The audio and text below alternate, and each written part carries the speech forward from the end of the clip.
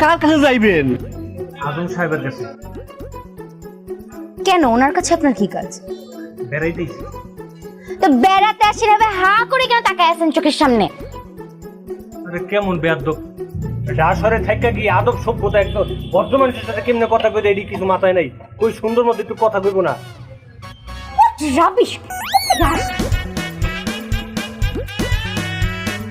তুমি কি এই বাড়ির লোক? আপনি যে আজম সাহেবের কাছে আইছেন, হ্যাঁ মাইয়া। ইয়ামনি সমস্যা নেই, সময় মতন ঠিক হয়ে যাবে। ভাই একটু খারাপ, ফোন দেন। কারে ফোন দিবেন?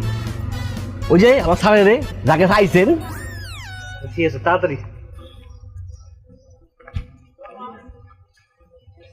স্যার, আপনার দ্বারে একটা লোক আইছে। জি, আপনার দাম